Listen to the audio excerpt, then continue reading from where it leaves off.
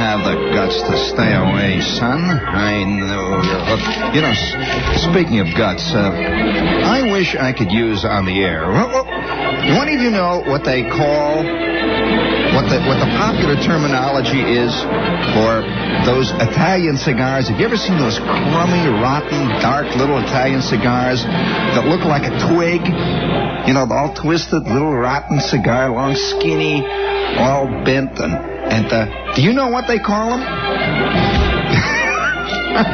Oh, man, I'll tell you, I got a memory of those little crummy, rotten things that just doesn't stop. And I just went back into the control room, and there was an erstwhile civilized gentleman sitting there with one of those little monstrosities sticking out from between his incisors, looking up with that look of a man who's about to fill an inside straight.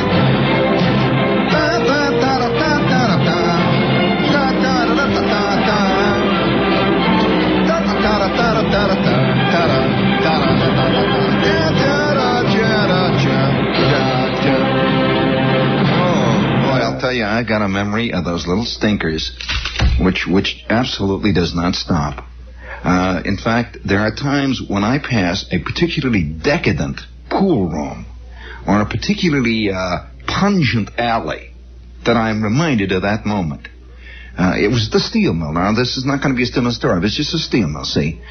And there were thousands of little offices all over the steel mill. Big offices, little offices. And I'm talking about the real working yard-type office. Now, what is a yard office? Well, a yard office is a little shack that's sitting next to usually a railroad track or a big outdoor scale. And it's usually 4,000 miles from civilization, and the wind is screaming over the roof, and the ground is thundering always underfoot when the trains roar by. And in any one of these outdoor offices, there are usually 4 or 5 curmudgeons who have been in this office for 100 years. And there was one particular office I will never forget. I would run for about 5 miles as a mail boy, and I'd hate to go there. Ooh, I'd hate to go to this office.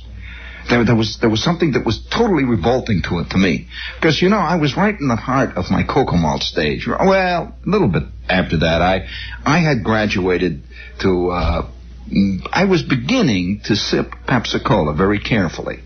Although there was a time when I used to think Pepsi-Cola was so gassy that it made my nose hurt. I never could figure out how. Somehow I was confused. Of course, beer is another story. And I'm running along like Manson every day, going to this crummy little office. I hate to, I got to go, but I can't. I got to go. I'd run, and I'd see it coming up closer and closer. And then before I would open the door, I would sort of steel myself. And then I would hold my breath. Have you ever gone into a place where you have to hold your breath? I'd open the door, and I'd go in real quick with my mail, and I'd start laying it on the desk. And here are these 3 old guys with corduroy hats. They had been there since Andrew Carnegie discovered steel. Or L.G. Bessemer had discovered that steel could be cooked up. And these 3 old curmudgeons were hunched over this battered, rotten, crummy old, greasy, scarred desk. And all around them were shipping tags, greasy, thumbed, chalk-marked stickers that they had torn off the side of railroad cars that went rolling past them in the night. And these 3 guys were like 3 members of some kind of a Greek chorus. They had been there since long before the mill was begun, and they would be there long after the mill had disappeared. These 3 guys sitting there with their corduroy caps. Oh, gnarled old guys. They look like ancient crab apples, dried apples. 3 guys. And on top of their little, they had this little window. And on the top of it, of course, the window was covered with black soot. It had been there for 100 years. And they had, once in a while, one of them would get up and make a little hole in the soot, and he would peer out, and he would call off the number of the flat cars that are going by. That kind of a job. Cold, bitter. They were removed miles away from the rest of the mill, and they were like 3 hermits harnessed together. But they had one thing in common. They all smoked incessantly, probably from the time they were born. These little twisted, long, thin twigs, these little stinkers. Yeah, the 3 of them. And they had been smoking these stinkers in this little office, which was the size of a closet. They had been smoking these probably in this same office for 35 years together, all simultaneously, blowing the smoke all around. It was dark and green and purple and blue. And on their window, they had a hot plate. And on the hot plate was a big aluminum coffee pot. The coffee pot had been boiling coffee. They didn't perk coffee. They boiled coffee. It had been boiling coffee since the late 1870s. They had not cleaned this pot once. And in the pot, you could see it once in a while when they'd open it up, to throw in more. They just throw in a handful of grounds. As they said, put in more dregs, Caleb. And he would throw in a handful of grounds in there, and they would boil it some more. And you could see the pot was caked inside a good 1.5 inches of black tar-like substance. And the boiling the coffee. Oh, listen, there's no coffee that tastes like that quite. And you'd open this door, and it would just hit you in a great blast. These little stinkers. These guys have been smoking them for 100 years, and it would turn my stomach. And these guys sitting there. And the funny part of it is, there was a myth around that people who smoked those little stinkers, those little Italian cigars, lived forever. Well, I can only say that when I left the mill, these guys were still going strong. And I can guarantee you right now, at this minute, on the 4 to 12 shift, out there in the number 2 yard scales, there are 3 guys sitting in checkered lumberjacks. These lumberjackets were made late in the 1870s, hunched under their corduroy caps, smoking incessantly their little stinkers, and their coffee is boiling, and they will be there. It is often said that the creature that will outlive man is the cockroach. Yeah, they said there were cockroaches before people showed, and there will be cockroaches after people go. I will say that there will be cockroaches and guys working in little offices in the yard scales, smoking their crummy little stinkers. Speaking of crummy little, do you mind? I have a terrible piece of humor here. Terrible story I have to tell. Would you give a little Oriental music, please, Matt, please? Please. That's very good. This is a Charlie Chan story. Charlie Chan, perhaps you did not know, was quite a collector of small carvings of teak. He was proud of the collection of teaks he had in his living room, and he was therefore somewhat distressed when he observed a gradual decline in their number. Yes. Also, this insidious filching that was going on right in his own home was an affront to him as a great detective. He therefore developed a typical Charlie Chan plan for catching the insidious thief. One evening, before retiring, Charlie sprinkled flour on the floor of his living room. The next morning, he found the footprints of a small boy in the flour. This helped, but the question, who, still remained. Yes. And so the next evening, Charlie hid behind a drape in his living room to see what would transpire. Hour after hour went by, and then in the late fastnesses of the darkest night, he heard footsteps. And then upon peeking from behind the drape to see the boy, he was astounded to see, of all things, a bear scooping up several more of his precious teaks. The bear turned to walk away, and Charlie noticed a very strange and sinister thing about the bear. The bear was normal in all respects, except that he had the feet of a small boy instead of the usual paws. Come here! Charlie decided quickly to confront the culprit. He stepped out into the room from behind the drape. Raising his hand high, he said, Stop, boy foot bear, with teaks of Chan.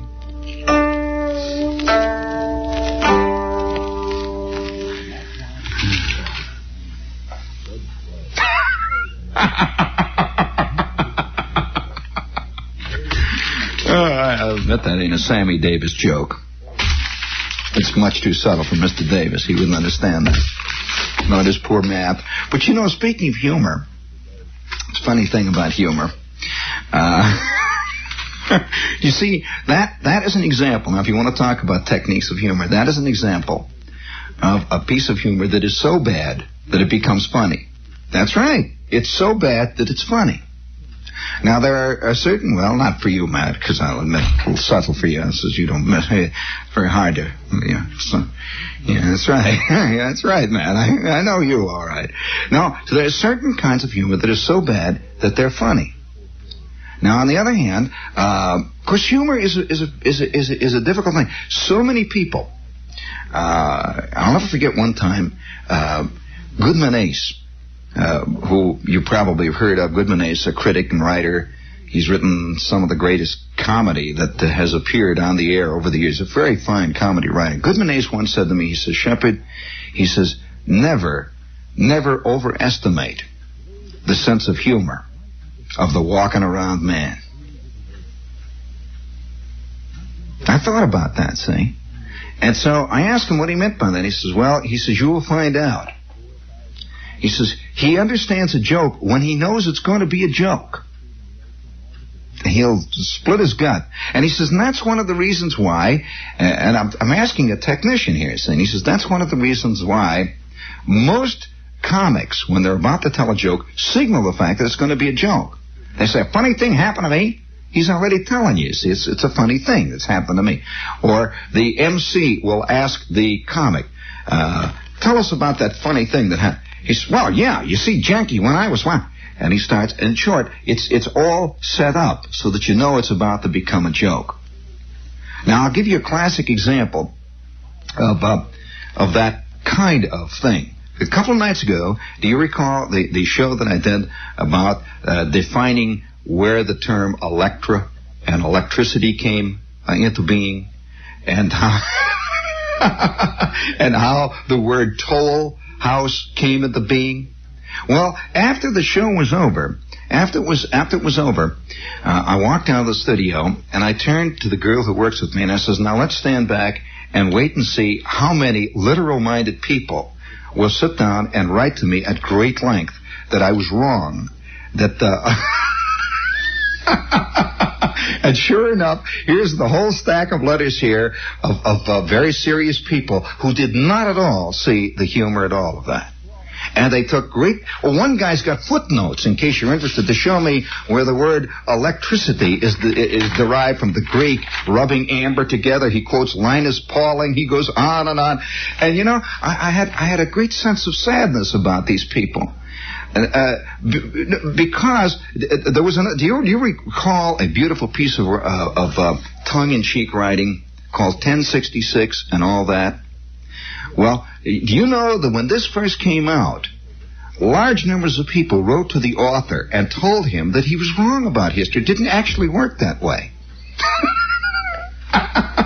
So you know what they had to do, because the literal-minded people are always with us. And incidentally, the more studious a man is, the more he thinks he's got a sense of humor. They're kind of long letters, you know. And they finally had to take the book and they had to put a special cover on it to let them know that it was funny by showing a knight, you know, galloping with his helmet falling off with the lance broken, so that they would not confuse this with a badly written piece of history.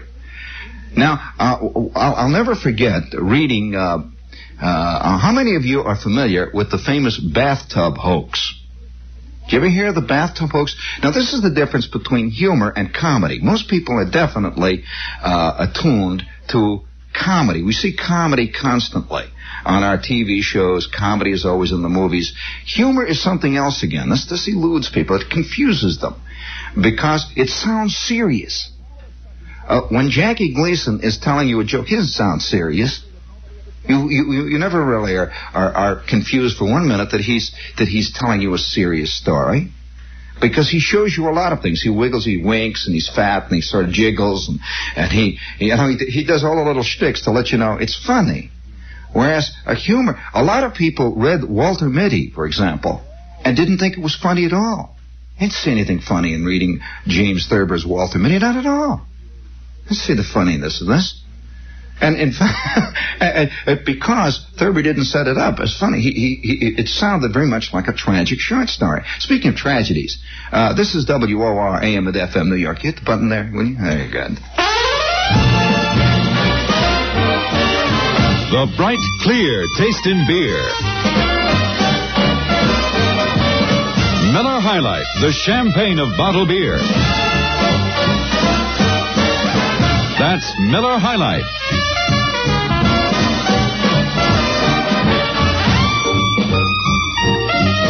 The happy sound is about famous Miller High Life beer that has soared in popularity because millions more recognize the traditional quality and heritage of an unequaled, unchanging, truly great beer. Wherever people are living better, you'll find Miller High Life in handy take-home cans, on tap, or in the familiar crystal clear bottles. Next time you want the very finest, ask for Miller High Life. The champagne of bottled beer. Sparkling. Flavorful. Distinctive. Yeah. I could go on and on. Oh, I was explaining something about the bathtub hoax. Of course, that kind of humor eludes most people because most people really, and this is not to put people down, but most people have, as far as they're quite often too specialized, and so and I think one of the reasons why humor, and I'm using it as opposed to comedy, one of the reasons why humor has declined in the 20th century, I think one of the reasons this is so is because people have become more specialized. And I suspect the specialization militates against humor, which has a far broader base, really, than comedy. And in fact, you'll find that most people, the more literate people, the more cultivated people, you'll find that quite often their humor is on a very primitive level. And so they will really love puns, which is probably one of the most primitive forms of humor there is. It's wordplay. It is not idea play. It's really word play. And so a man like Twain is anathema to a man who is a punster. And so ultimately, humor again is not, by the way, usually a measure of a man's intelligence, but a measure of a man's understanding, which is something else again. The bathtub hoax is a classic example of this. H.L. Mencken one day was sitting around. He's a columnist. He wrote a daily column in one of the Baltimore newspapers back in the 1920s. And Mencken had a beautiful, straight, deadpan style. He could just and he was so beautifully. His style was so integrated into what he was usually talking about that you weren't conscious of the style. And so Mencken one day wrote a very long and involved history as one of his columns. He wrote a long and involved history of the bathtub. He told about the man who first experimented with the bathtub, and he told where it was done, and he had all kinds of details and little footnotes and philosophical asides about the first bathtub, which was, according to his story, was tried out in Cincinnati.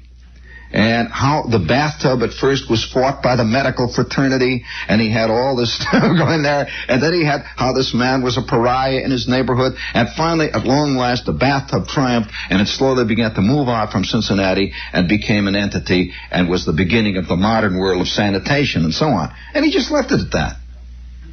He says, I thought it was kind of funny. He says, I thought, it was written obviously tongue-in-cheek. He said, I thought from the very nature of the way I wrote it that it would be considered humor. He says, no. He says, by George, within a few days I began to get letters from people not only believing what I had said, but adding a few notes of their own, that they had seen this man's house, or their grandfather knew him well. Or he says, and then I also got long letters from academicians who were arguing with me over various points of the philosophy. By the way, he even invented the philosophers that were in his big piece. See? Well, he says, then he began to get scared by the end of the first year when he began to see his piece reprinted in learned journals and commented on, and it finally found itself into encyclopedias. And he says, forget it. He says, I no longer can fight it. He says, I could keep telling them that I invented it. He says, but people keep saying, no, that's ridiculous. That's a well-known fact where the bathtub was invented. And he says, now it is entered into the general world lore, the general knowledge of the world where the bathtub was invented. Well, his conclusion, as he went on, his conclusion in a critique he wrote about this famous bathtub hoax was a critique on the sense of humor that most people believe they have, but few possess. And he just went on with that. He says, isn't it fascinating? He says that the people who could elect Warren G. Harding don't have a sense of humor. He says it would seem impossible. Which was the last line of his critique on the great bathtub hoax. You know, speaking of a sense of humor, we've got a couple of other little whoopies. Will you hit that Italian whoopie there, please? After having slaved for years to make a Cinzano vermouth, our people, our beloved people, their feet purple from jumping on the grapes, their eyes cross-eyed from sorting herbs, just such Cinzano sweet vermouth would make a nice drink. And the men, the called nasty names by their Italian neighbors because they let the Frenchmen make a Cinzano dry vermouth. But they knew in their bursting hearts that the French grapes were dry. Oh, the toil, and the sweat, and the purple feet. And for what? For what? After all of that trouble, what do you know about Cinzano? That we make ashtrays. Americans, that's some gratitude. Imported by Shefflin & Co., New York.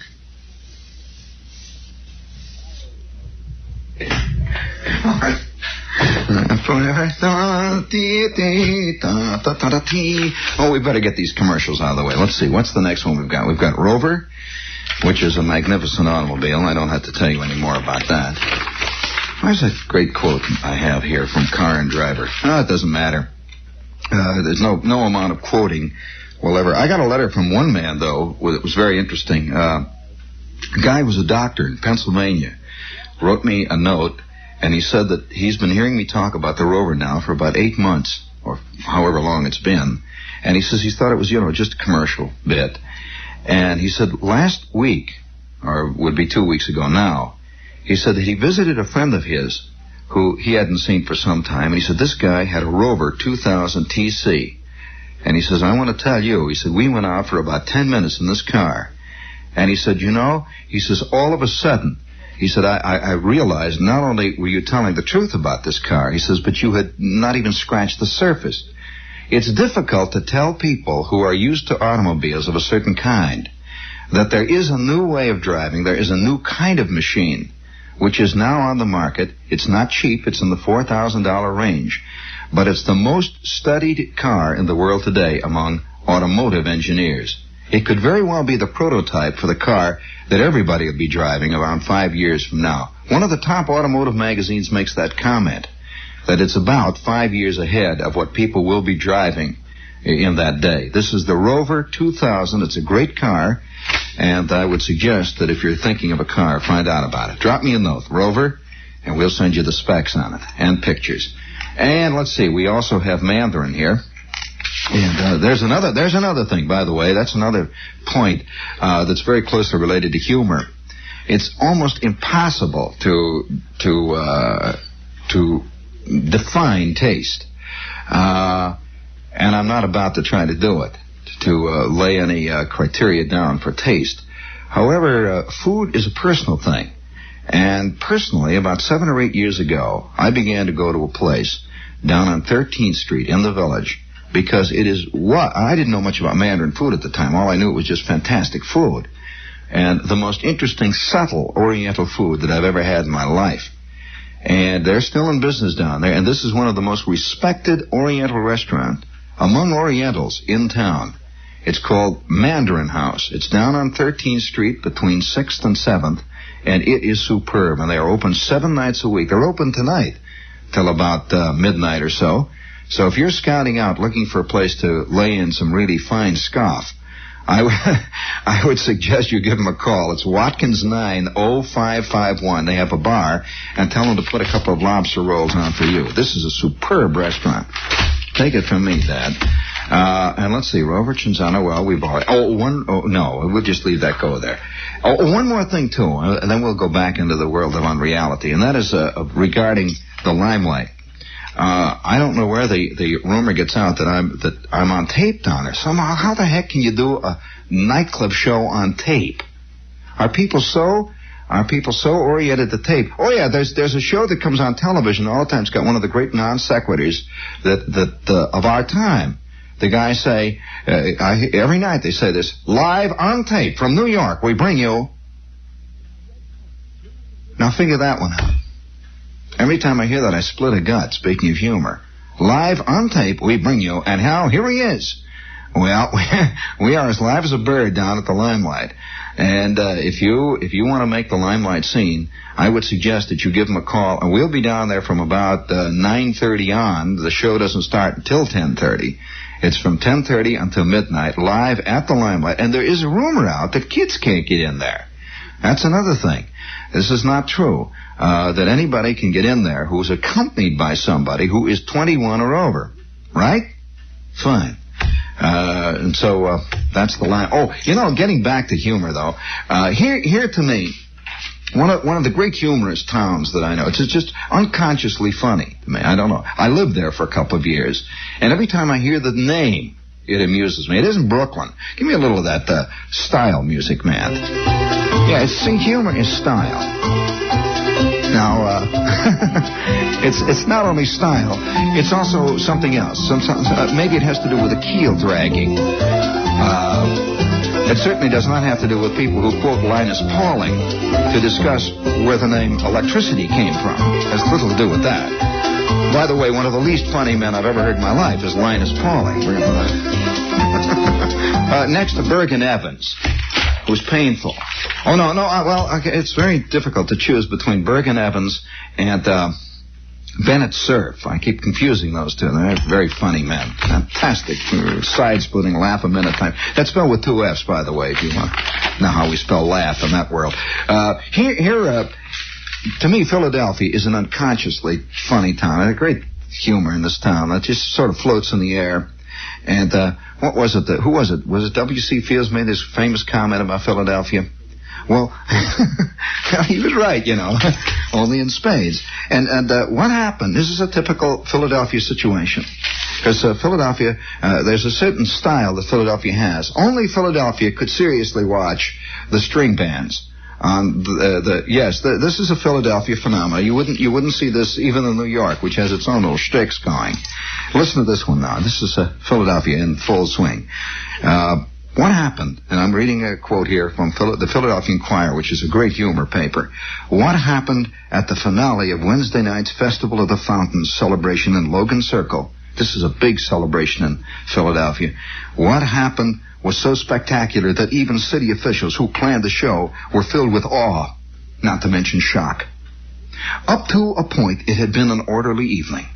There had been a gay summertime parade that marched up the Benjamin Franklin Parkway from the Museum of Art to the Circle with about 150,000 Philadelphians on hand. And then came the first hint of trouble. The Circle was darkened, and the crowd was told to get ready for the giant fireworks display that was about to begin. 10 minutes later, the crowd was still waiting, shifting from one foot to the other, in the great darkness, in the silence. Finally, Deputy Chief Representative Richard L. Olenoff, who had been providing a band-by-band account of the parade on the PA system, announced the countdown. And now we're ready for fireworks. 10, 9, 8, 7, 6. He reached 6. There was a sudden flash of light in Logan Circle. The crowd was preparing to gasp. And all it was one little pinwheel. Spun and then sputtered out. Nothing. It fizzled. Another long, pregnant delay. And the crowd began growing restless, with some clapping of hands in impatience, a few catcalls. Hey, come on, get on the stick there. Remember, this is 150,000 sober Philadelphians gathered. The firemen's band then came to the rescue, and they began to play softly, tenderly. Have you ever heard the Philadelphia Firemen's Band playing tenderly? This in itself is a gas. They began to play tenderly. Suddenly, without any warning, in the second chorus of Tenderly, there was a tremendous, a silence, a pause, and then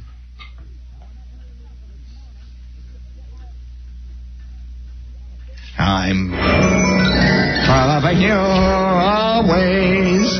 Now, one of the chief... Now, wait, stop it. Now, it's too late, Matt. Hold it there. Now, one of the chief things about humor, Matt, is timing. You have just discovered a basic principle of humor.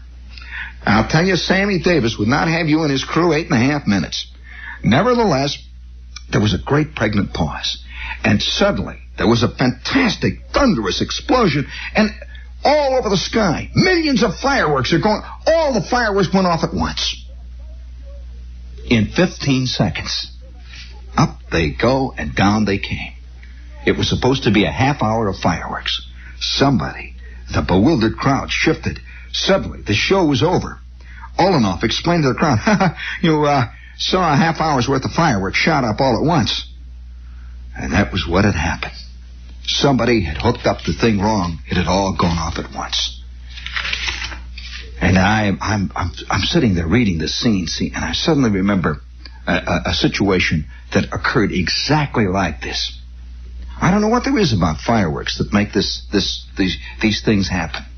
Now, I'm not necessarily a fireworks fan, but my old man, I come from a long parade of parade watchers.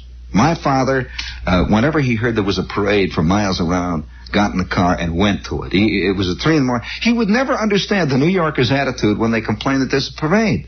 He would love to have seen a parade every day. He thought parades were a lot better than traffic. And he would go and he would spend his afternoons, he would travel to other towns to watch parades. Well, there was a big celebration that Chicago has every year.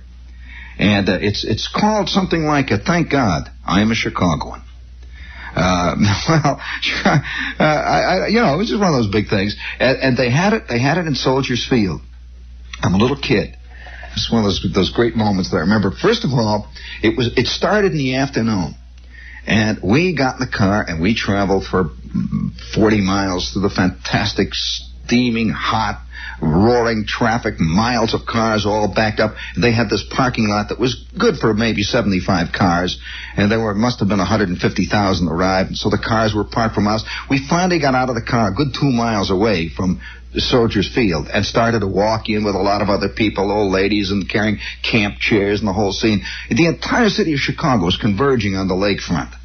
Now, we arrived... This is a remembrance out of my very early childhood. Now, how many of you can remember something that happened to you even before you went to school? Say, like when you were about 4 or 5. Something that forever is indelibly engraved in your mind. Well, this was one of those things. I was a little tiny kid, and we are going, marching, all excited. I remember little flashes of remembrance of things, like I remember watching a big float go by, and the old man's hollering at the float, and it disappeared out of my memory, and it's gone. But I remember that incident of the float going by. It was a float that was late for the parade, and they were. Can you imagine guys barreling a float? They've missed the parade, and they're barreling like mad through the traffic trying to get there. Well, we finally got into this place, and we're sitting 400 miles up now. Soldiers Field is like 5 Yankee stadiums put together.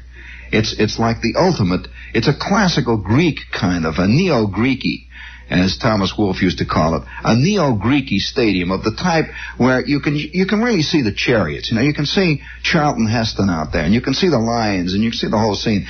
And it lays right on the shore of Lake Michigan. The sun is beating down, and it's about to begin.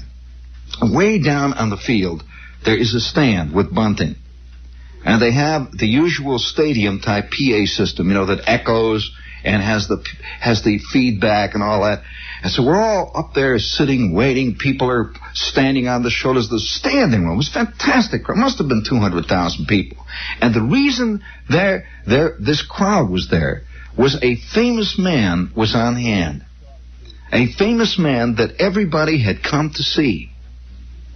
And when I tell you who it was, you'll understand why they all came. Down on the field was this tiny stand with the bunting on it. And for 15 minutes past, it was like, say, supposed to start at 3 in the afternoon, 15 minutes past 3, nothing. And the crowd is waiting. You could hear clapping and the people cheering. And they play a little music through the PA system. And then all of a sudden, the gates open down below, and out of the chutes, like at the bullfight, out of the chutes came this fantastic thundering herd of horses. Yeah, they thundered. They thundered across the field, and they're Indians. Thousands of Indians. And they just thundered across the field, and behind them came a crowd of guys. And they're riding on other horses. They're pinto horses. They're these brown and white horses. They come thundering, and these guys have got white hats on, and they're cowboys. And they're shooting guns. You're pow, pow, pow. And the Indians are flying off. You see, they fly off, they're killed. And a stagecoach comes roaring out. The stagecoach roars around this place, and everybody's going, yay. Well, in the middle of this crowd of guys that's shooting the guns off is one of the reasons why this fantastic crowd arrived. There he was. I couldn't believe it. He's riding around down there, and everybody's screaming and yelling in the middle of these cowboys. You could see this guy with this fantastic white hat, and he had what looked like a silver shirt on. It was shiny. It was made out of tinfoil. And he's a big guy, you see, and he's got this big horse, and he's galloping, and he's at the head of this crowd, and he's firing his gun. The crowd is going in. Guys are falling off the top of the place, there. You could see people screaming and running up and down and yelling at him. It is Tom Mix. Yeah, Tom Mix is making a personal appearance there. Well, why he's making this is because it's all part of this fantastic I Am a Chicago, and thank God they. And so he thunders across, and the crowd is yelling, and the dust is flying. Well, now, that is the beginning of the disastrous afternoon. Apparently, nobody discovered or thought about the fact that these guys galloping across over this field, which was right there on the shore of the lake and had been under that hot Illinois sun for about 4 months in the middle of summer, was going to raise dust. Well, a cloud of yellow dust rose out of that arena down there. It rose to about the height, I would say roughly, possibly 9 feet above the ground. It was maybe 75 feet thick and just lay there like a gigantic mushroom cloud, yellow. And the people are all going, old ladies are falling over, they're fanning them with handkerchiefs. And here was this yellow cloud of dust just laying there. And it stayed there, by the way, I understand, for about 4 months. It just hung there. And we're peering down through the dust. The old man is saying, boy, wait till you see this next thing. And now it is getting late. It's getting to be about maybe 5 o'clock in the evening, and the cowboys are gone. And somebody gets up and starts to give a speech. It's the mayor of Chicago. Now, the thing that this mayor was famous for was that he got elected on one campaign promise. That if he was elected, he was going to hit the King of England he was going to hit him in the snoot. Why, I don't know, but that's what he was elected for. So he's down there, he says,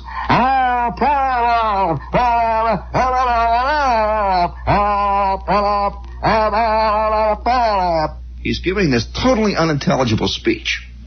And once in a while, you'd hear a little crowd around the bandstand way down there would applaud. Nobody can understand where we were sitting. You just hear feedback, the whole scene. And we could hardly see him because way down there through the cloud of dust, we could see this little bunting bedraped stand. And this speech went on and on and on and on. He then finished, and another guy got up.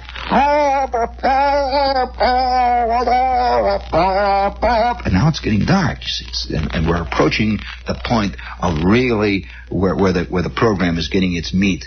And back of the stand was this tremendous rack, an enormous thing that must have stood, probably as high as an 8 or 9 story building. It was a tremendous, and this is why we really did come. It was a tremendous structure built like it looked like an enormous grid. I remember it standing up there on the field, and it had all kinds of wires, and it was all connected. Tremendous thing. They had been advertising this thing for, possibly a month in the Chicago Tribune as the greatest firework display ever put together by the mind of man. And at something like $200,000, some fantastic figure went into this. It was to celebrate this enormous event that was about to occur.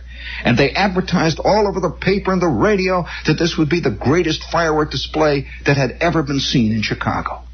Well, if there was anybody who went ape over fireworks, it was my old man. He could not miss this. And there this fantastic firecracker was sitting there all through the Tom Mix scene, the Indian scene, the stagecoach scene, the speech by the mayor scene, the speech by the alderman, the speech by the senator, the speech by the senator's wife, and he's sitting there watching with his mouth hanging open.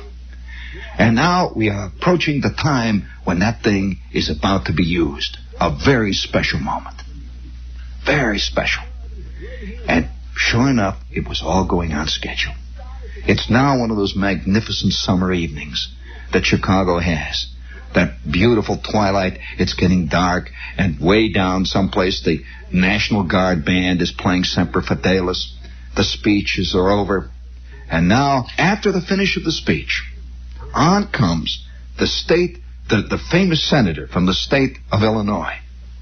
This was a big, important man, silver-haired orator. And he got up and he started to talk. And you could hear it faintly filtering through the purple cloud of gray smoke and haze that was still drifting around from Tom Mix. And I remember him saying, "And now a privilege to say and to speak and to hear one of the great men of all time." You'll never guess who was sitting on the platform there. And this was why the whole thing, really the sum and substance, Thomas Alva Edison. So help me, here was this little tiny old man. And yeah, this little old man was sitting down there, and the senator and everything was all around him. And what they were about to celebrate was, Thomas Alva Edison was there. And they were celebrating the 4,000th anniversary of the light bulb, or who knows what, or the electric can opener or something. It was a fantastic moment. And Thomas Alva Edison got up, and he was deaf, And Thomas Alva Edison walked to the little old man. He said, he speaks into the microphone.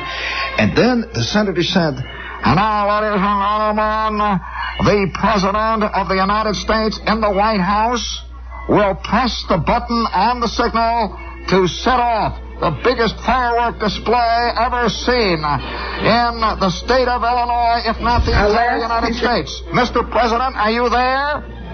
And you hear suddenly on the loudspeaker the voice of the president. And he says, "Yes, I'm here. And I'm honored to press the button to help Chicago celebrate." And then the senator said, "All right, Mr. President, will you now press the button?" And 400,000 people sat there with their breath hanging in their mouth. And there was a long silence. And the president said, "Well, I've pressed it." Nothing.